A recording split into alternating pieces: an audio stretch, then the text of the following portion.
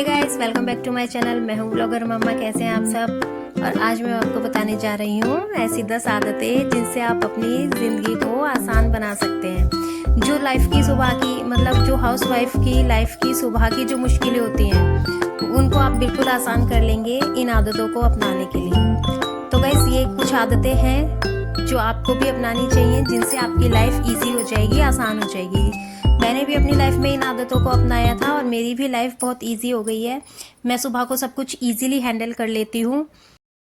तो गाइज, मेरी पहली आदत है सुबह जल्दी उठना। गाइज, मैं सुबह जल्दी उठ जाती हूँ और जब मैं जल्दी उठती हूँ तो उस टाइम कोई नहीं उठता है, सब सोए हुए होते हैं और घर में बहुत शांति का माहौल होता है। बिल्कुल जिसे कहते हैं ना, पिन ड्रॉप साइलेंस, बिल्कुल ऐसा। और वो टाइम मुझे बहुत अच्छा लगता है क्योंकि उस टाइम सिर्फ मैं जगी हुई होती हूँ और मैं बस ये लगा लो कि अब तो बस तुम ही तुम हो और कोई नहीं है, और तुम्हारे साथ है तुम्हारी शांति। आज की मेरी मॉर्निंग का स्टार्ट हुआ था कैंडी को घुमाने के साथ, क्योंकि मेरे हस्बैंड नहीं थे और वो ले जाते हैं रोज़ सुबह को, तो आज मैंने ही उसको घुमाया था।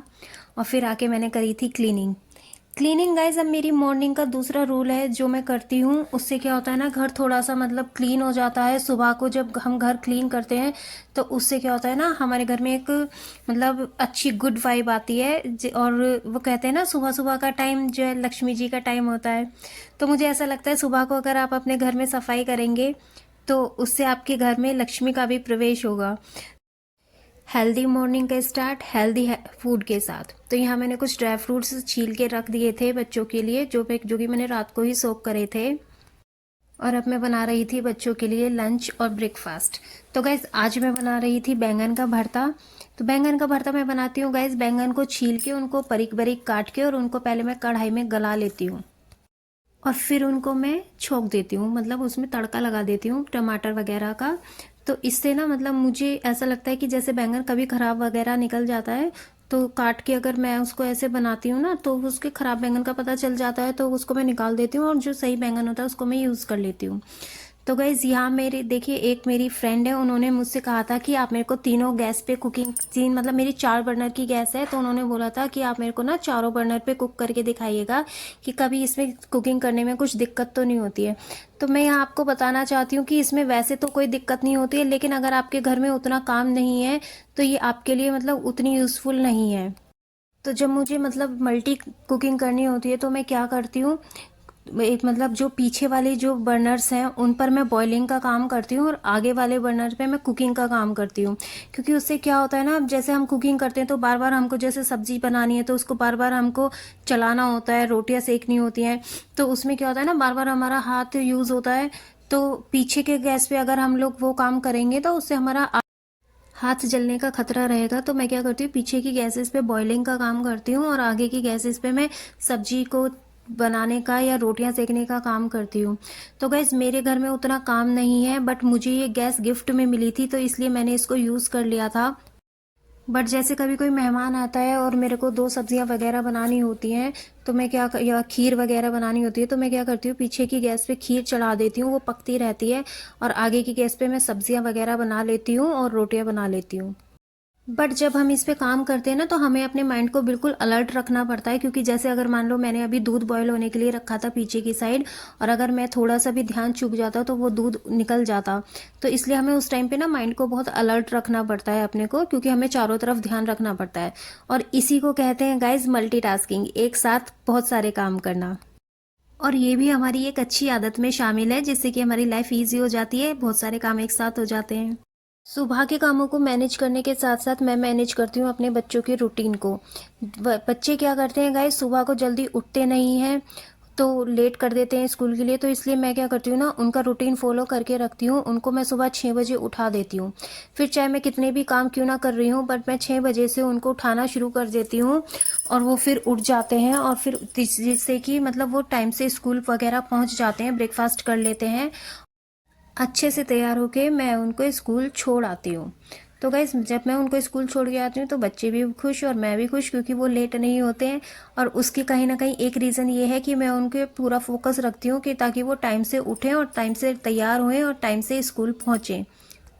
इन सब आदतों में एक आदत ऐसी भी है जो आपको लाइफ के हर मोड़ पे आपकी हेल्प करेगी, और वो आदत है आपका खुद का अपना माइंडसेट। अगर आप अपना माइंडसेट पॉजिटिव रखोगे तो आपको हर चीज़ में पॉजिटिव रिजल्ट मिलेगा, फिर चाहे वो कितनी भी मुश्किलें हों, कितनी भी परेशानियां हों, या कितनी भी कठिनाइयों का सामना क्यों ना करना पड़ रहा हो।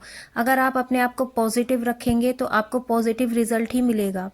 हर चीज़ के दो पहलू होते हैं, एक पॉजिटिव एक नेगेटिव। नेगेटिव को इग्नोर करें और पॉजिटिव को अपनाएं।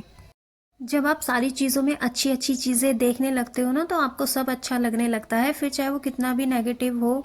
बट जब आप उसमें कुछ ना कुछ अच्छा ही देख लेते हो ना, तो वो फिर चीज़ें आपको अच्छी लगने लगती है और आपको उनकी नेगेटिविटी भी एक्सेप्ट हो जाती है और आप उसके साथ एडजस्ट कर लेते हो। बट आपको अपना माइंडसेट पॉजिटिव रखना पड़ेगा। पूजा पाठ का रूटीन अपनी लाइफ में ज़रूर बनाएं।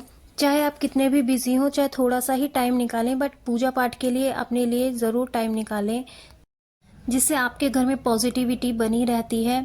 पूजा से यहाँ मेरा मतलब आप कुछ भी कर सकते हैं। देखिए, जैसे कि आप नाम जाप कर सकते हैं, आप मंदिर जा सकते हैं, आप थोड़ा सा ध्यान कर सकते हैं, और फिर साथ में जैसे कि आपके घर में जो भी दिया बत्ती रेगुलर की होती है वो तो आपको करनी ही करनी चाहिए।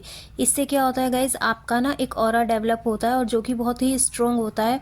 उससे ना सारी नेगेटिविटी दूर रहती है और बस आपकी तरफ पॉजिटिव चीज़ें ही अट्रैक्ट होती हैं और नेगेटिव चीज़ें आपसे दूर भागती हैं।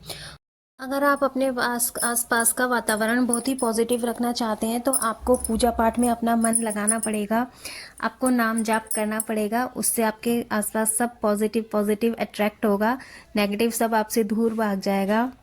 फिर चाहे नेगेटिव लोग हो, नेगेटिव चीज़ें हो या नेगेटिव थिंकिंग हो, सब आपसे दूर रहेगी, कोई भी आपके आसपास नहीं आएगी। लेकिन उसके लिए आपको कंटिन्यू नाम जाप करना पड़ेगा। और ये मैं अपने पर्सनल एक्सपीरियंस से बता रही हूँ, जो मैंने फील करा है खुद। क्योंकि मैं पहले ऐसे ही थी, मतलब मैं भी पूजा पाठ नहीं करती थी, लेकिन जब से मैंने नाम जाप करना शुरू करा है, और ये मैंने शायद पहले भी अपनी वीडियो में बोला है, जब से मेरे पास से बहुत सारी नेगेटिव चीज़ें चीज़ें कह लो, लोग कह लो, या कुछ और भी जो भी मतलब है, सब नेगेटिव बहुत बहुत दूर है अब मेरे से, और उन चीज़ों का मेरे पे असर नहीं होता है।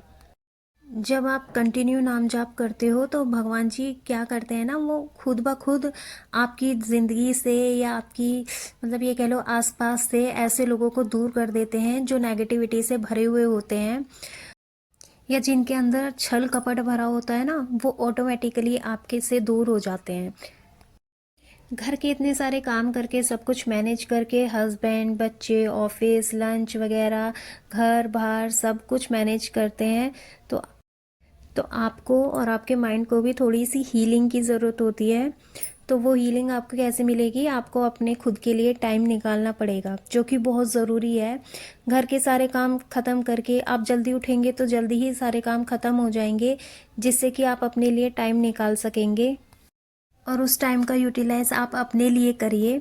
आप अपने कुछ भी काम कर सकते हैं जो आपको पसंद हो। किसी को बुक रीडिंग करना पसंद होता है, किसी को सजना संवरना पसंद होता है, किसी को कुछ सुनना पसंद होता है या कुछ गाना पसंद होता है, किसी को आराम करना पसंद होता है। तो जो भी आपका मन करे आप उस टाइम में वो काम कर सकते हैं, जिसे करने से आप खुश रहेंगी। आप खुश रहेंगी तो आप अपने घर को खुश रख सकेंगी।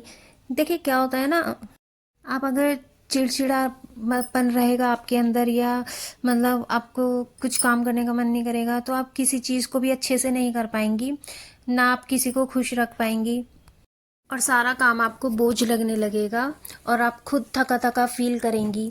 इससे तो अच्छा है कि आप जल्दी काम करके अपने लिए टाइम निकालें और उसमें अपने आप को पैम्पर करें, पैम्पर, जिससे आपको भी खुशी मिलेगी। और आप अगर खुश रहोगे तो वो खुशी आपके चेहरे पे चमकेगी, आपके चेहरे पे एक अलग ही ग्लो आएगा। और ये देखिए, यहाँ मेरा काम फिनिश होने वाला था।